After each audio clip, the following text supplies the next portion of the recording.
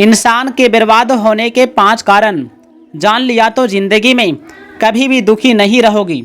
आइए दोस्तों जानते हैं श्री कृष्ण भगवान ने क्या कहा बर्बादी को लेकर। नींद, गुस्सा, डर, थकान और काम टालने की आदत जिसके पास होता है उसका जिंदगी नरक में चला जाता है। गीता में श्री कृष्ण ने कहा केवल पैसों से आदमी धनवान नहीं होता, असली धनवान वो होता है जिसके पास अच्छी सोच, मधुर व्यवहार और सुंदर विचार होते हैं। श्री कृष्ण भगवान का कहना है कि मनुष्य को किसी भी परिस्थिति में हौसला नहीं हारना चाहिए। जब तक आपकी सोच और आपके विचार अच्छे नहीं हो जाते तब तक आपके अच्छे दिन नहीं आते।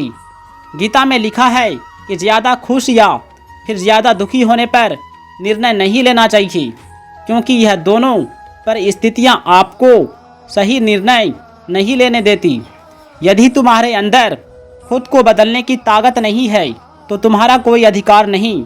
गीता में श्री कृष्ण भगवान कहते हैं मनुष्य का जन्म उसके अपने कल्याण के लिए ही मिलता है, इसलिए जो मनुष्य बिना किसी इच्छा के कर्तव्य कर्म करता है उसका कल्याण अवश्यम भावी होता है।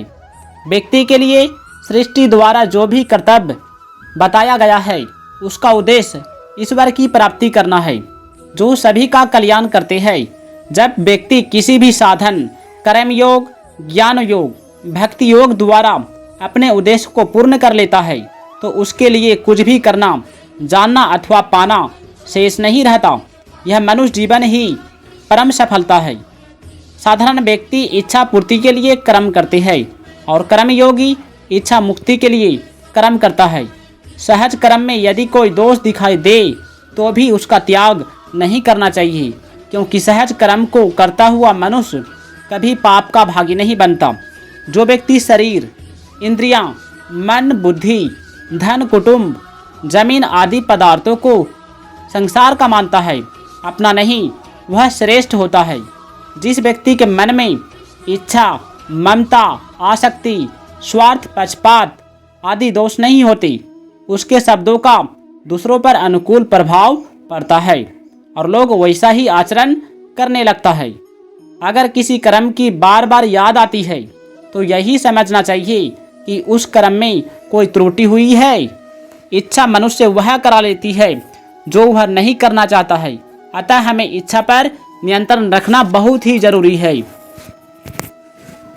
भगवान श्री कृष्ण कहते हैं संसार के सुखों की कामना और मोहों के त्याग से शांति मिलती है। जैसे नींद के समय जब सांसारिक चीज़ों को हम भूल जाते हैं तो हमें शांति का अनुभव होता है। जो मनुष्य अपने विवेक को महत्व नहीं देते वे वास्तव में पशु हो जाते हैं, क्योंकि उनके और पशुओं के ज्ञान में कोई अंतर नहीं रहता। आकृति मात्र से कोई मनुष्य नहीं होता। मनुष्य वही है जो अपने विवेक को महत्व देता है। जैसे शरीर के किसी अंग में पीड़ा होने पर उसको दूर करने की लगन लग जाती है, ऐसे ही किसी प्राणी मात्र को दुख दर्द होने पर उसको दूर करने की लगन लग जाए तब समता आती है। ममता के रहते हुए समता का भाव आना असंभव है।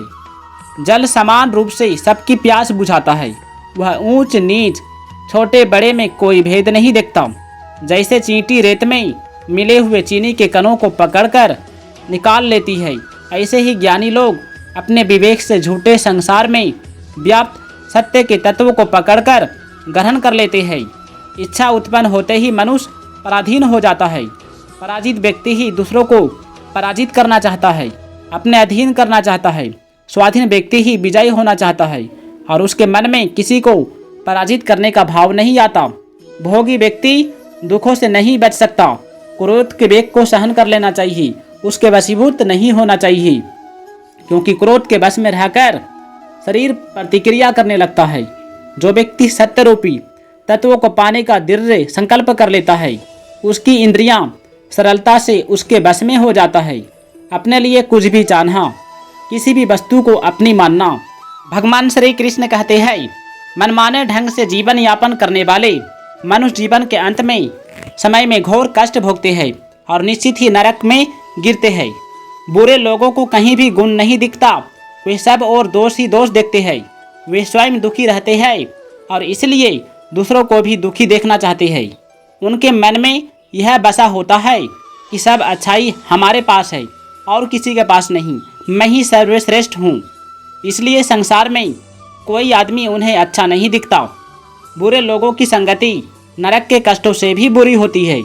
नरक के कष्टों से तो मनुष्य के पाप नष्ट हो जाते हैं और शुद्धि आती है, लेकिन बुरे लोगों के साथ से अशुद्धि आती है।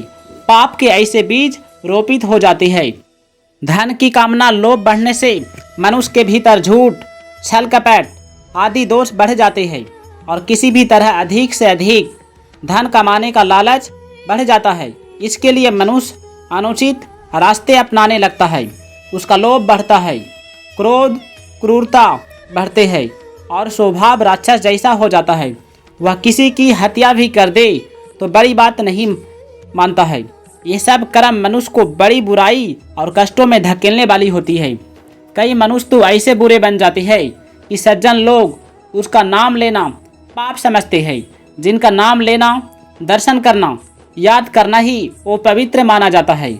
ऐसे क्रूर, निर्दयी, सबके बैरी मनुष्यों को ईश्वर उनके स्वभाव के अनुसार ही नीच योनियों देते हैं। नीच स्वभाव वाले बुरे लोग बारंबार कुत्ते, सांप, बिच्छू, बाघ, सिंह, कीड़े मकोड़े, गिद्ध, चील इत्यादि के रूप में जन्म ले लेकर अपने कर्मों के पाप भोगते हैं। जो लोग भगवान के दिखाई अच्छे मार्ग पर नहीं चलते, बुराई करने लगते हैं, उन्हें भी भगवान पराया समझते हैं, बल्कि उनकी पाप मुक्ति के लिए ही उन्हें इस मनुष्य योनि में अच्छे कर्म करने की प्रेरणा देते हैं, ताकि उन्हें नीच योनि में जन्म न लेना पड़े। भगवान कहते हैं कि मनुष्य जन्म में मुझे प्राप्त करने का दुर्लभ अवसर पाकर भी यदि वे बुरे स्वभाव वाले मनुष्य मुझे प्राप्त करने का प्रयास न करके बुरे कर्म करते हैं, तो उन्हें बार बार पशु, पक्षी, जलचर आदि की नीच योनियों में जन्म लेना पड़ता है। काम, क्रोध, लोभ, मोह नरक के दरवाजे हैं। अच्छे आदमी को इनका त्याग कर देना चाहिए, तभी उसका भलाई हो सकता है। भगवान श्री कृष्ण कहते हैं, जो मनुष्य शास्त्र विधि का त्याग करके श्रद्धापूर्वक देवता आदि का पूजन करते हैं, फिर उनकी स्थिति फिर कौन सी है, सात्विकी, राजसी या तामसी।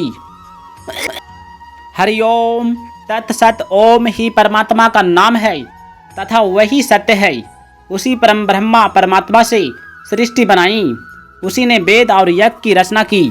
इसलिए वैदिक नियम के अनुसार संत महात्मा प्रत्येक मंत्र का प्रारंभ ओम से करते हैं।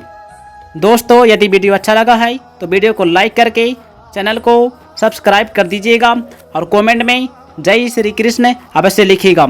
जय श्री कृष्ण, जय श्री कृष्ण।